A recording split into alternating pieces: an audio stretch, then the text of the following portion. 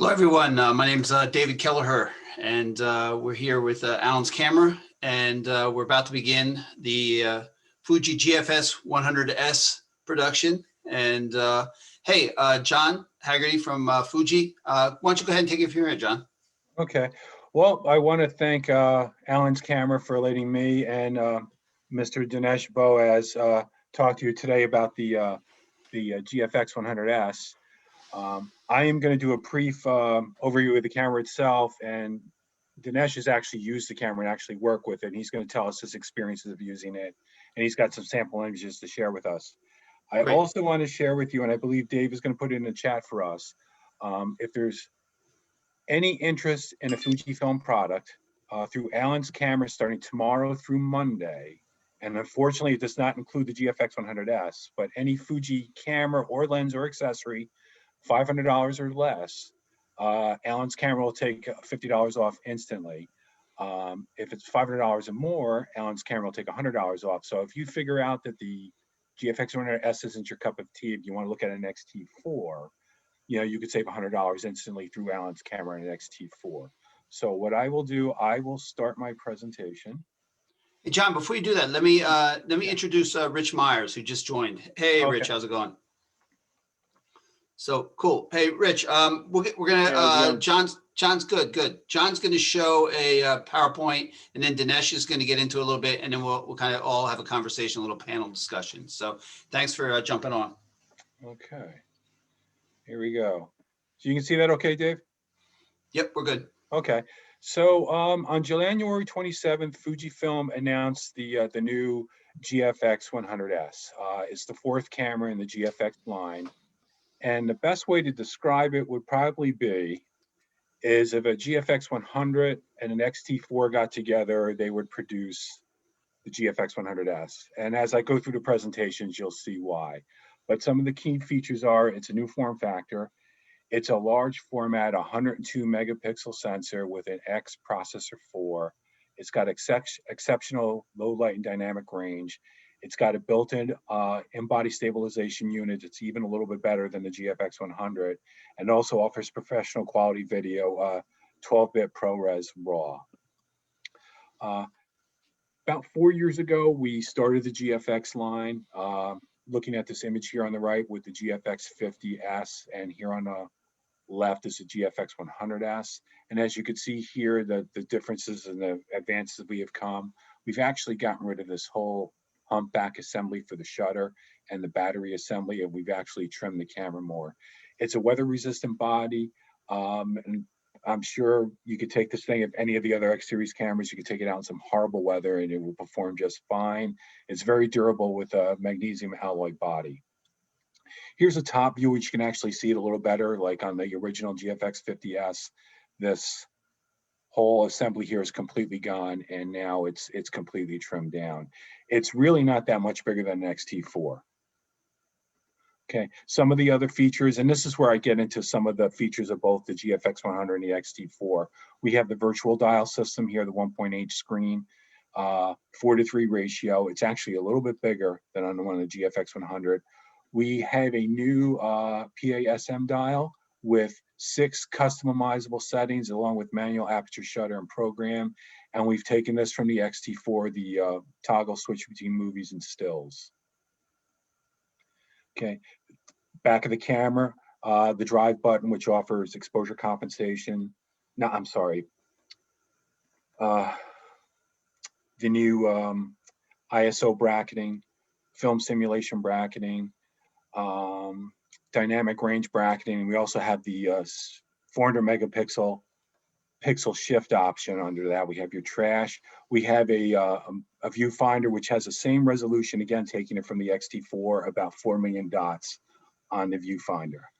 Okay, 3-way tilt screen, again with 2.36 million dot LCD screen, same resolution as the XT4. And as you can see here on the left, being that this viewfinder isn't detachable like the GFX 100 or the GFX 50S, we have taken a screen with an extra hinge so you can actually slide it out a little bit further. So if you are looking down shooting, the viewfinder isn't in your way. A new joystick focusing lever. It's a little bit bigger. little bit more durable. We still have our single continuous manual focus modes, auto exposure, menu modes, display back menu. So a lot of the stuff, if you have a Fuji camera, you're very familiar with this already. It hasn't really changed that much. And we still have the front and back command dials here as well. Okay, on the sides of the camera, USB-C, micro HDMI, PC sync cord for studio lighting, 2.5 millimeter remote release, but you can also use the Fuji camera remote app to trigger your camera. Dual slots, set up the same way as the X-T4, both are UHS-2 compatible, and a 3.5 headphone and microphone jack. Okay. This is what we've taken from the X-T4. It has the MPW235. So if you already have an X-T4, you don't have to get another battery. It's a 2200 milliamp battery.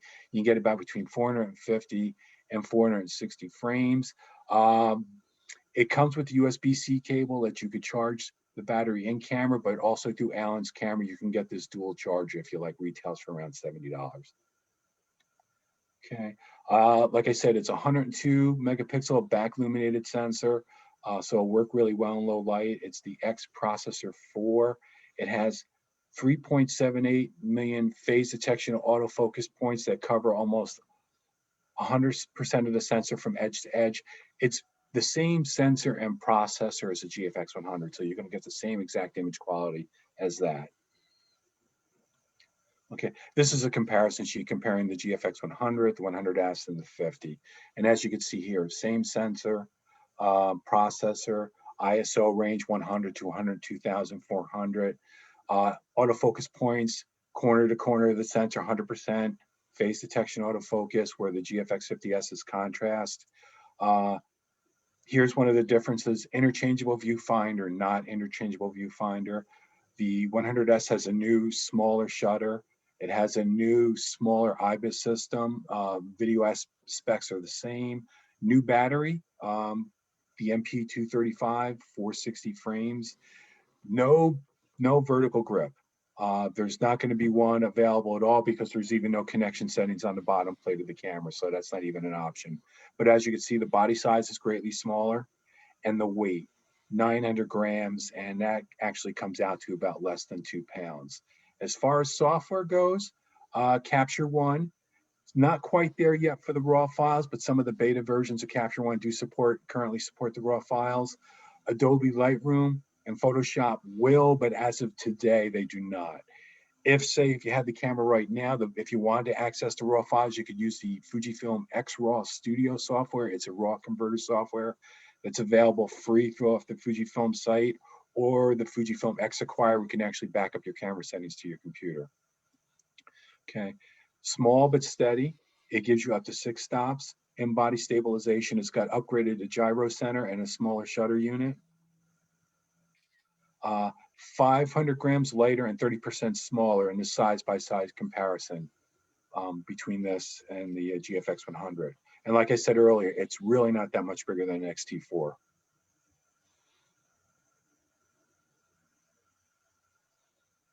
Okay, the new IBIS unit, 20% smaller, 10% lighter. Okay, here is a comparison of all the GF lenses that Fuji currently has. And what's nice about this one is that the GFX 100S and your optical image stabilizers lenses will work together to give you the best stabilization possible. On the GFX 100, the body of the camera just overrid anything that the OIS on any of the OIS supported lenses. Okay, new shutter, 22% smaller, 16% lighter, so it's very small and compact. Okay, new layout of the new shutter, smaller gearbox, smaller main plate. It's a very responsive shutter, but as you can see here by the specs, it's very similar to the GFX 100. Lag time is actually a little bit better. Continuous shooting burst rate of 5 frames a second, and the actuations are the same, 150,000 actuations on the shutter. Okay, some of the other specs, minimum focusing speed 0.18 seconds, excuse me. Low light phase detection autofocus -5.5. The AF tracking has been improved. The face and eye detection has been improved. Continuous shooting modes, 5 frames a second. Also in the drive center, we have focus bracketing as well with the auto and the manual, just like our previous models too. And the shutter is even more responsive. And I think this was possible how, if anybody has an XH1, I thought that shutter was pretty responsive. This one is even better. Okay. We also came across a new film simulation called Nostalgic Negative. It's not from one of our traditional film stocks in the film days, but it's a basic look between color films and color papers from the 1970s and 1990s. And I just got my sample. I'm playing with the camera now, and it is pretty impressive. Okay.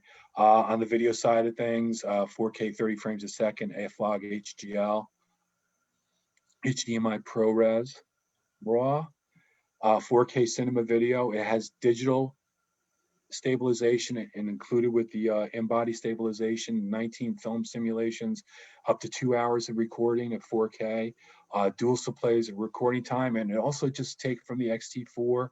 It still has the movie and still switch. So if you're in the movie mode, you're only going to have access to movie menus. If you're in stills, only access to stills. Okay, this is it in a nutshell. Just a quick breakdown. Like I said, 102 megapixels of the in-body of a BS back illuminated sensor, large sensor. It's about 44 by 33 millimeters. It's about 2 times bigger than a full frame. The quad core processor 4 with the latest firmware. Mode dial control, which is right here. You have the 6 custom settings that you can do, or your manual settings here. 12-bit Pro Res RAW 4K 30, 422, 420, 10-bit. The Nostalgic Negative film simulation, 6 stops of in-body stabilization, smaller shutter, almost 4 million dots on a viewfinder, new battery. And we also have that 400 megapixel pixel shift that we introduced with the GFX 100, where you using the camera's IBIS system, shifting the pixel where you can combine 16 raw files together. And with the Fujifilm Combiner software that is also free off the Fujifilm website, you can create one 400 megapixel image file. The camera will be available at Allen's Camera on March 11th, retail $59.95. And we also are introducing a new GF 80 millimeter 1.7 lens, which I haven't seen yet, but that should be available at Allen's also. On March 11th. And I want to stop sharing real quick, and I want to go to one other thing before I turn it over to Dinesh. Hey, John, one of the things I want to do is Rich just loves the Fuji line, and I know he's on our pre-order list. So I just, if I could, I know you just ran through a bunch of specs. I just wanted to find out from him, like, what are those specs he's really, really interested in? So, okay. Yeah, Rich, if you could just kind of give us an idea of what you're looking for in this camera. You're muted. You're muted. Rich. We don't have any audio there. Super sorry about that. We got you.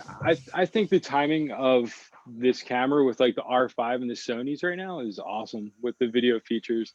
For somebody like me, we do a lot of commercial stuff, and having the ability to do 4K on set and competing with the R5, not worrying about it overheating, is going to be pretty rad. Yeah. So I'm really excited for the video features to add that into our kit right now.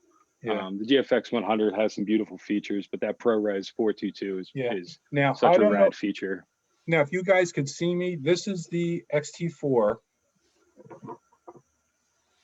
And this is... That's so rad. Yeah, so it's really not that much different.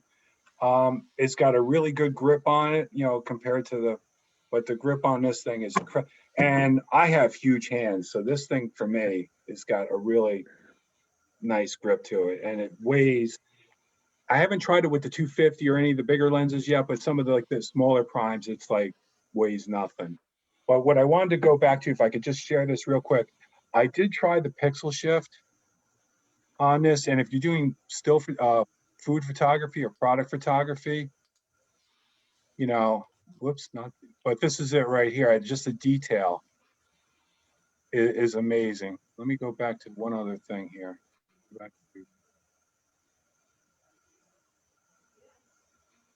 Share again. Yeah, here it is. The one I wanted to show you. So Ollie will try to get in close with this one. This I shot with the 120 macro lens. You see how it goes. It's just a big file, and my computer is not the greatest, and it's probably not going to do it for me. But you could just see like the detail in here from it. And it's not working for me. This is embarrassing. So, but all right, I will stop sharing. But what I'll do is now, Dinesh has actually beta tested the camera. He's used it extensively. So I'm going to pass it off to Dinesh right now. So Dinesh, it is all yours, my friend. Mute and screen share. Second. All right. Thanks again for having me, David, and team at Alan's Camera. So my name's Hey, Dinesh. excuse me, Dinesh, I hate to Sorry. interrupt. Yeah, you're still not full screen yet. Okay, I'm sorry. Hold on. You still got your border on there.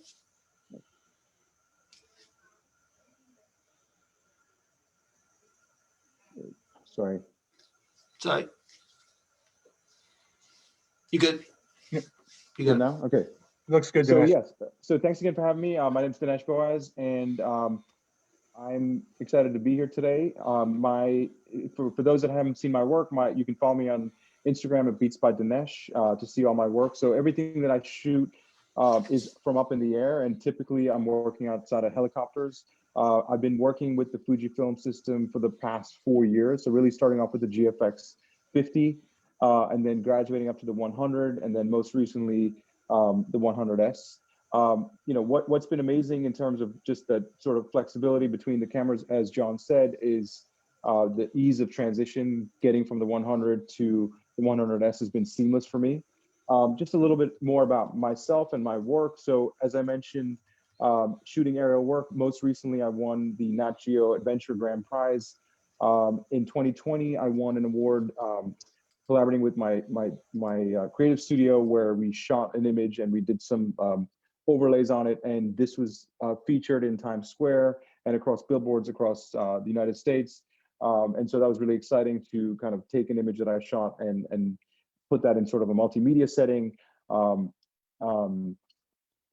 also represented by several galleries, including the White Room Gallery, Robin Rice Gallery. So galleries in New York, in the Hamptons, and in Florida. I also do a lot of charity work where I auction and donate prints for different causes. When I'm not behind the camera, I'm also a creative director as part of Direct Agents, a digital advertising agency in New York City and LA. Just wanted to show you some of the work that I've had over the past couple of years. I've exhibited at several different art fairs. These are photos of some of the art openings that I've been a part of, pre-COVID, lots of people together. Hopefully we'll get there again soon. But a big sort of driver for me is sharing the work, printing it, and showcasing it, and getting people together in a room and enjoying it. I've also recently launched a studio in New York City. So myself and another photographer have teamed up, and we've taken a space in Soho, New York. And so it's really serving as, eventually showing and showcasing prints in a sort of like event-based setting, but also recently we've got a printer, an Epson printer in there, 44-inch. So we're starting to make prints, experiment with different types of photography, printmaking, and really try to push the work to the next level.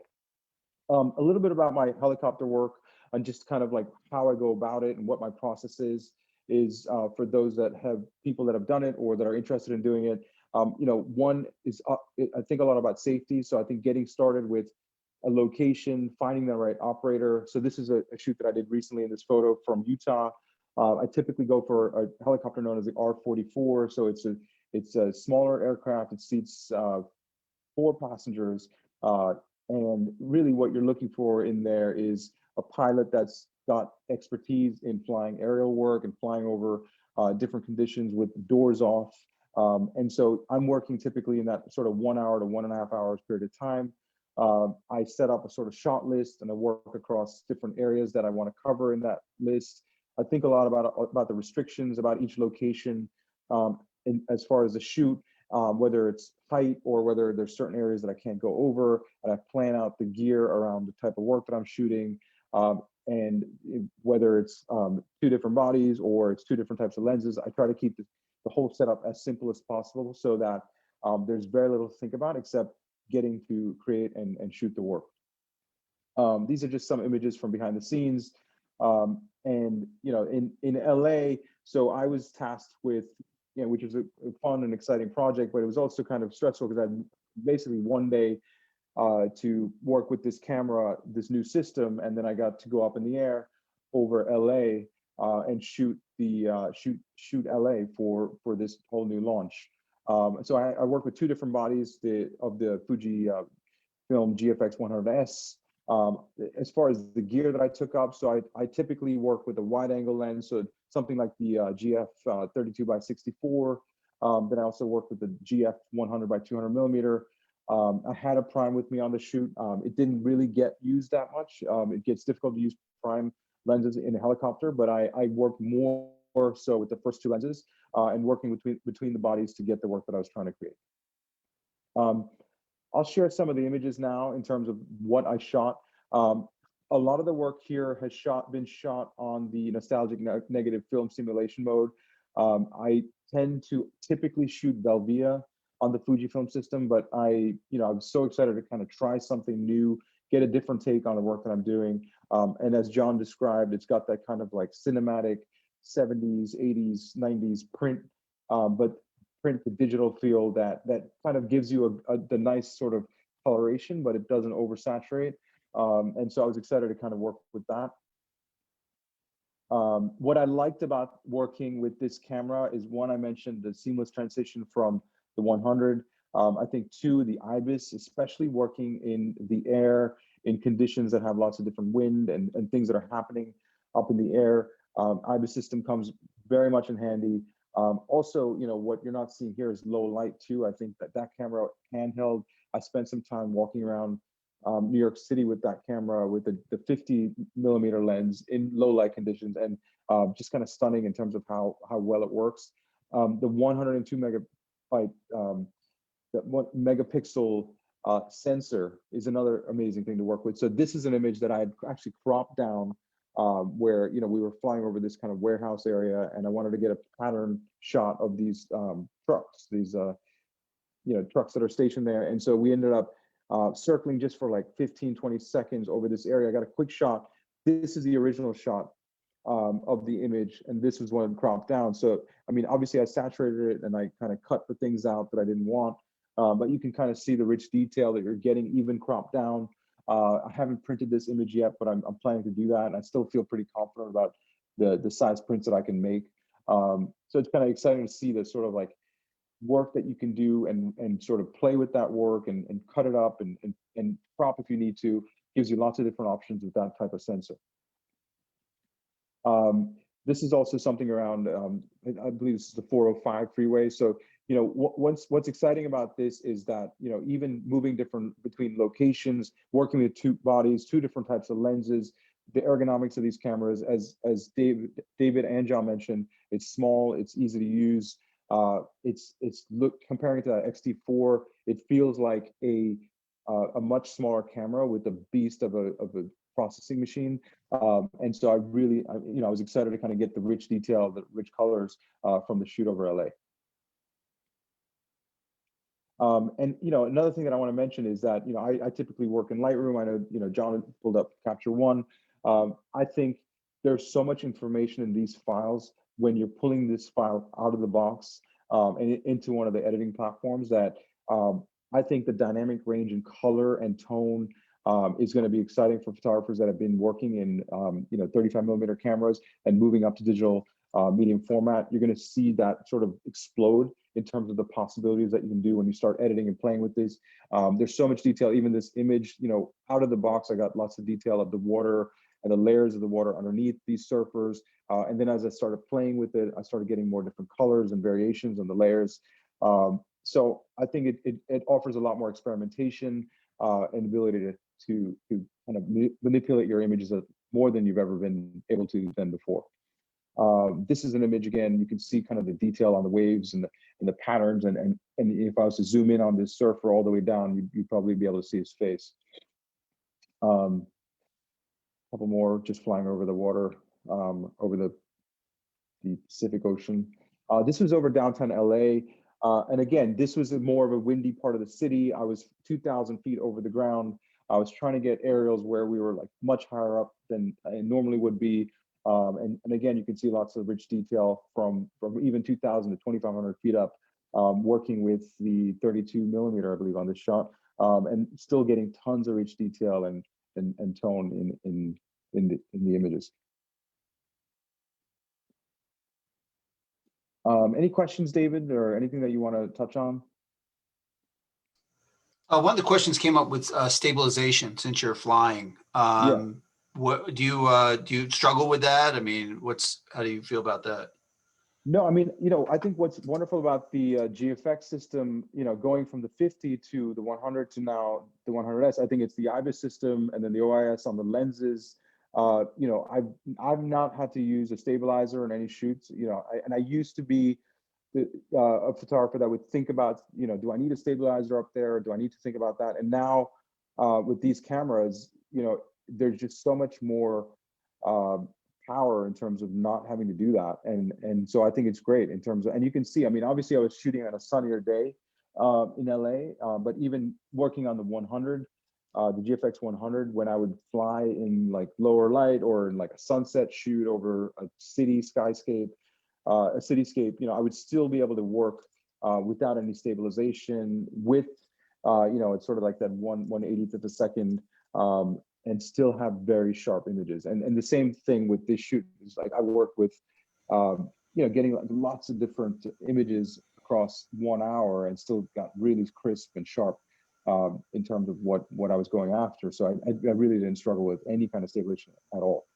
And I think this is another answer to a landscape photographer's dream in a way that, look, landscape photography involves lots of gear, a tripod, you're camped out somewhere. Like sometimes maybe you're more mobile without a tripod, you can work with this camera and you can still work with lower light and still get the shots that you're trying to get. So I think that kind of, offers a little bit more possibilities in the field for photographers working with this. That's the only question we had right now. Okay. Yeah, and you can see kind of, even in this image on the right here of the Griffith Observatory, this is again a great example of the detail, like way in the background, way out in those mountains. Like there's lots of rich detail, and some of it's obviously whited out, but I pulled out a lot of those details. And that's the kind of flexibility that you have, is that kind of telling that new story of the work that you're creating, and kind of like, running with your imagination as you start exploring and digging through the work. I wanted to show just, for people to take a look at some of my work in print that I've shot. A lot of this work is on the GFX 100, some of it's on the 50. I got the 100 over Iceland last year, and so I got to shoot some work over that. This is one of those images. And again, I think, I've started to print some of the work on the 100S. It's still fairly new, but I think what's exciting is I'm getting the same tone and print quality, and these cameras are made to be blown up. A lot of these images that you're seeing here are like 40 by 60, 48 by 72, big images that I've sold to different collectors, over the past couple of years. And you can see that these cameras are really meant for working in the simplicity of taking an image, putting it in the box, sending it to a printer, and not really thinking about a lot of the sort of like fine tuning to get the sharpness when you're putting it on paper.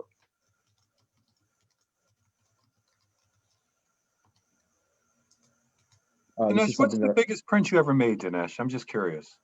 I think the biggest print I made is like 54 by 75 or something. So with the GFX system, or with the GFX 100, actually, and it held together really well. 50, held together beautifully. Yeah. And so I think that's the nice thing about the camera. I think also touching on the film simulation mode, which we talked about. Not the nostalgic negative simulation, but when you're in Lightroom or you're in Capture One, I think when you're shooting in RAW, you can also scroll through all the other simulations. So so you're not really tied down to that. If you're shooting in the simulation mode, that the end result is not something that you want to put on print or put in social media. You still have that flexibility to pull those up and continue tweaking that simulation.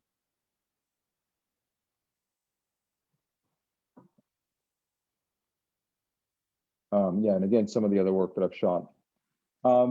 if we don't have any other questions, you know, I kind of wanted to talk about printing. Is there anything else that you want to talk about on the camera, David, or John? Anything else you want me to touch on? Well, when you mentioned we were talking about raw files before, now I'm sure people know this. If not, you know, that you can process raw files in camera if you have to. Yep.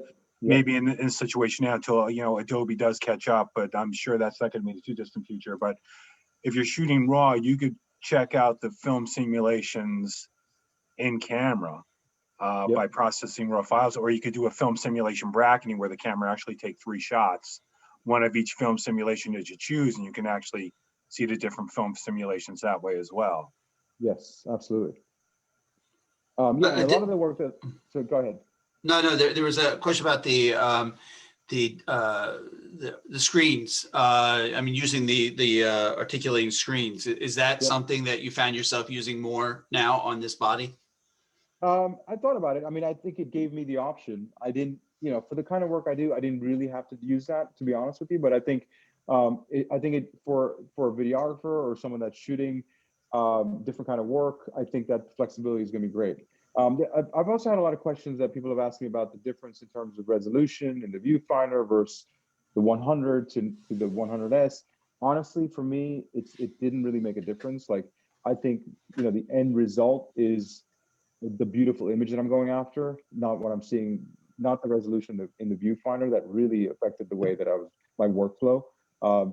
So I think, you know, the simplicity of the transition for a lot of people that are coming into either medium format from, you know, traditional DSLR or coming in from another Fujifilm system, I think, or like the 100 or even the 50, the transition is seamless, and the possibilities, I think, even increase in the creativity that you can, the freedom of creativity that you have. So I would say it's kind of an exciting time to be a photographer, to be able to work in a camera, so in such a powerful camera at a price point that's, look, it's not a cheap camera, but it's still a camera that you can aspire to get and be, you know, still have the budget for the lenses and everything else that you need, you know, in the medium format system. So I think it's kind of a special time in a way to see this come out, as, you know, I think as Richie mentioned, that it's coming out at a time that like a lot of other things are happening at the same time. But this is for a photographer that's thinking about making fine art, or that's working, you know, in video, but also wants to work in very high resolution imagery. This is a camera, and this is something that, you know, as a landscape photographer, as a print photographer, I think this takes everything up a notch in a big way, and like that's kind of why I've been so excited about talking about the camera. Well, what's been your progression? I mean, to get to where you are now with this camera. You mean in terms of like what I've been gear wise? Oh, gear wise, yeah. So I Yeah. started off with the 50S. Sorry, the 50S, and then I got to the 100 over the past, I guess, year and a half. Okay. And then I'm now on this camera fully now. Okay. So, you know, I think for me, you know, I'd like to eventually get a second body, so that I can work between 2 of these cameras. You know, I think the other question I think people have asked me about is battery life, and is that a concern because you don't have the grip? You know, it wasn't a problem for me, like working in the air for like over an hour, hour and a half. I didn't have any issues in terms of like switching out batteries. I was still working on the first battery, to be honest with you. So I think it's like, I like the size of it, and I've talked about how, you know, it's a run and gun camera. Like, you can take this, you can throw on that sort of 50mm lens as John showed, and you can be, you know, nimble and quick, where I think the 100 is much more of a field camera or a studio camera that you're really committing to, and like, this is what I'm doing for the next, you know, several hours, and I've got to shoot, and I've got a lot of gear with me.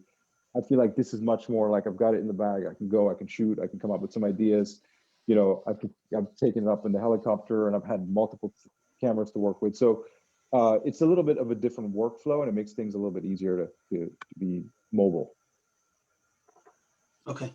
Yeah, Dave, I also wanted to say too, like for some of the people out there who are currently X series owners, if they're thinking about moving on up to a GFX system, the menus between the GFX and an X series camera are pretty much identical. So the learning curve itself is probably minimal at best. You know, it would be like a seamless transition for those people. Like, well, maybe that's too much camera for me. But as far Yeah. as like the controls, but the menus are pretty much identical to it, like an XT4 or an X Pro 2, X Pro 3, or anything like that. So I just wanted to add that in there as well. Okay. Okay. Yeah, and I would also say just like processing wise, like coming from the 50 to the 100S, like, you know, like file processing, and sometimes, you know, I'll shoot in a low burst mode. Coming from that 50 in terms of the time it would take to process a file to the 100 in terms of how quickly I'm looking at the camera and it's already processed the images and it's ready to go and shoot more work. Like it's so fast that you know, it's pretty exciting. Yeah. Dinesh, do you recommend any particular SD cards that you like to use? I use the SanDisk, the 300. I Okay. think, you know, it's probably a little bit more of an expensive card, but I like to work in that sort of 300, and I've been working with that. Forget the exact. I have it in the camera. No. But I was just because you're probably shooting in continuous burst mode yeah, all the time, I would think, right? yeah, I'm pretty much in the air. I'm shooting in like a low burst mode. Yeah. Yeah. Yeah. And Do then you have any yeah, favorite? Do you have any other right. favorite lenses between the 32 and 64? I love that 250 prime. As Yeah. I mentioned, I like that on the ground. So anything like Yeah. landscape on the ground or Yeah. putting that on a tripod is pretty awesome. I also like the 100 by 200 when I'm working more on the aerial work. Yeah. The 50 is like a magical prime lens. I'd say Yeah. like everyone should have a 50 in their bag because Yeah. that just, like, you know, in terms of low light, in terms of mobility, Yeah. it's so fast. So I'd say that's a good one. I'm excited about the 80. Yeah. That's Which coming I out, haven't and seen yet. I haven't played with that yet, but I'm excited Yeah. about getting my hands on that. Yeah. I also think the 32 by 64 is a pretty sharp zoom. So I think a lot of, you know, in terms of like starting with the zoom, I'd say start with that because that's probably one of the sharper ones that I've worked with in the GFX system. Yeah. And that's just a great lens to have in the bag to work with. Yeah. Yeah. And also, Dave, I did put this in the chat. So being that the sensor on a GFX camera is bigger than a full frame sensor, the crop factor is a 0.79. So like the 50 millimeter lens that Dinesh and I have been chatting about is an equivalent to like a 40 millimeter in the 35 millimeter world. So that it'd be 0.79 on any of the GFX lenses if you want to figure out the 35 millimeter equivalent on any, like for example, a 23 millimeter is equivalent to an 18. So that'd be like more of your wide angle landscape lens. So I think I just throw that in there. Great. All right. Thanks. Yeah. Say, Rich, do you have anything you want to join the conversation? Have anything you want to add?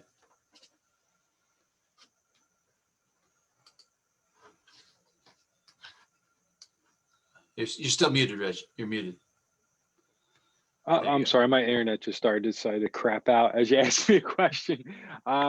You know, there you go. Sorry about that.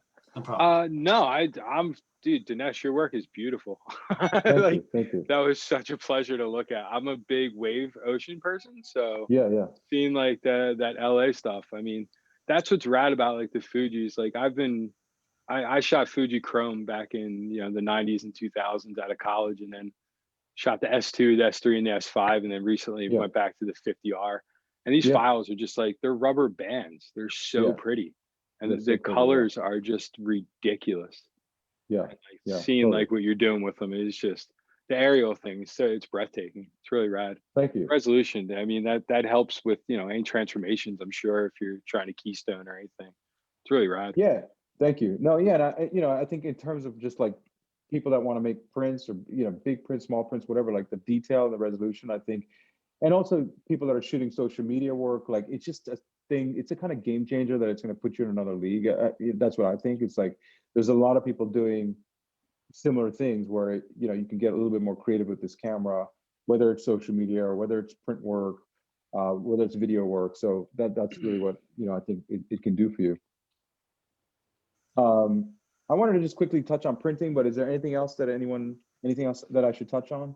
Well, I was just going to ask Rich real quick. Rich, are you seeing the GFX 100 used out in the field? I know you're working with a lot of different photographers. So I mean, last year we saw an influx right before, you know, obviously the pandy came, but yeah, no, there's definitely been an influx. It's been awesome because the focusing capabilities. When the 50S came out, a lot of New York fashion guys wanted to get into it just because they wanted that true color.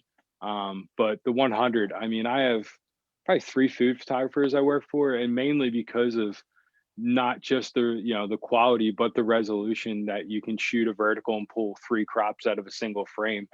And but you're still getting depth of field, like there's a lot, you can't do that on like a Sony or anything. Once you get into cropping these files, you're still cropping, like it's like a Super 35 almost. So it's so much bigger, and the depth of field is just so much prettier on these. We've done a lot of food work with them, and that's why I'm really excited for the 100S, because we put these cameras in really precarious locations, especially with food. I mean, they're usually directly over like a massive table where there's people decorating and running food around. So having a smaller footprint, it helps us in quite a few ways. But we've seen quite a few, and I got 3 phone calls yesterday because Drew Gurian put out yesterday that he's dumping all his D850s for the GFX 100S, and like 3 separate portrait guys called and were like, "So we know you're a Fuji guy. Like, what do you think?" I'm like, "Dude, I pre-ordered one. I never pre-order anything." Like, so I think this camera is really gonna bring Fuji back in, and like I said earlier, the timing against like the Sony bodies and the Canon bodies, you couldn't be a better time, because it takes that, like, you need to be full frame, and gives you the ability to build like a 100S kit and then an XT4 kit. So you have both worlds, Right. I mean, I carried a 50R with the 50 on it, and it's just a giant X100F. It's just beautiful. Yeah. Cool. Yeah, and the raw files on this thing are huge. Yeah. 16-bit RAWs, except if you're shooting continuous mode, they're well over 200 meg. That's great. Yeah, they're incredible. So like, I'm looking at this slide here with these billboards here. I have to come back to your studio's in New York, right, Dinesh? Yes. Yeah. Next time I'm in the city, I have to stop by. Definitely, please. Yeah, let's hear about the printing. That'd be great. I was just going to say a couple of things. I mean, I think, with this camera and, this system and the Fuji system, I think lots of different options in terms of just trusting the file and putting things on paper without doing lots of editing and lots of like manipulation to get those prints to stay sharp and be bigger prints. So my workflow is typically Adobe Lightroom to Photoshop. I don't honestly, unless it's a really bad like lighting thing or something, like my adjustments are pretty simple. But I do a lot of like burning and dodging in Photoshop. As everyone knows, we're shooting RAW to TIFF. The one thing that I've learned from other photographers along the way in terms of making prints is that sort of image sizing adjustment. I try to keep that in 20% increments when I'm making the print larger, just because there's something that happens in that Photoshop algorithm that affects the quality of the file. So I try to do that. That's worked out for me. And then I try to keep things simple for the buyer. So if someone wants to buy your work, I'm not overwhelming them with tons of different options of paper and framing and whatever. Like, I try to give them 1 or 2 things. So my go-to is like dye sublimation. So I do a lot of work on metal. I also do some acrylic, and then a lot of archival, just paper prints. But I think, always thinking about mounting options. So like a dye bond or a Sintra that I mount on. But I think the idea is that, you give someone that wants to buy your work like a one-stop solution. A lot of people will say, like, I've got a wall, or I've got an interior designer saying I'm designing an office, or I've got a home that I'm outfitting work for. So giving them that sort of like one-stop shop with like really professional work, working with like a great fine art printer, or, really thinking about the kind of work that your work prints best on. So selecting that paper, making a bunch of small test prints, and then executing that with like a product that people are excited about. I also limit my editions, which I think, a lot of people that shoot work will say, oh my, like, I've got this photo, it's gonna have, there's 100 of these. You try to keep them to 10, maybe 8. So you select your series of work, and you narrow that body down to your best stuff. And then you give the buyer a sort of like certificate of authenticity that says, I'm not gonna make more than 10 of these photos ever. And you number them, you sign them, and then you're committing to that through the course of that image. So that adds value to your work. As you get more experience, as you shoot more work, as you get older, your work is more valuable. And then you can kind of set that price point at a certain point that holds its value because there's only so many images left in the series. So just so that, you know, I just wanted to share some high level things that have worked for me. But you know, I think there's many different ways to do this, but I think this camera, this system, getting into print photography is like one-stop shop to elevate your work in print, and then think about these things as you start selling, or you're already selling, how to like stand out from everyone else. And then yeah, that's kind of where I'm at. Yeah, this is a recent printer that we got in the studio in New York, and so we've been experimenting making larger format prints in person, which has been exciting. And yeah, and again, my social media here on Instagram, Beats by Dinesh, Facebook, Twitter, and all my work is going to be on my website, dineshboaz.com. Great. Thanks. Right. Stuff looks great. Really, really All right, good. thank you. Thanks, incredible. David. Really good. Thank you. I appreciate you being a part of the program. John, you have anything you want to add? No, I just, you know, that we did mention the specials earlier in the program. They are for any Fuji product, $500 or less at Allen's Camera, excluding the GFX 100S. Right. Well, there is $500 or promo code. less. John, there is promo code. So if they want to do it on our website, it's Fuji Fuji 50 Right. and Fuji 100 for the Fuji $100 100. discount. Yep. That's right. Yep. Yep. So that's pretty take much it advantage. for me.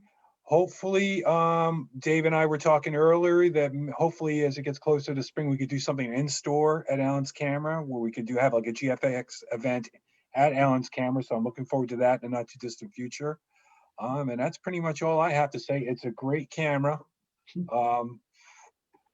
If you're thinking about moving up into the medium format, large format, however you want to say it, it is an incredible system. It's very lightweight, very compact.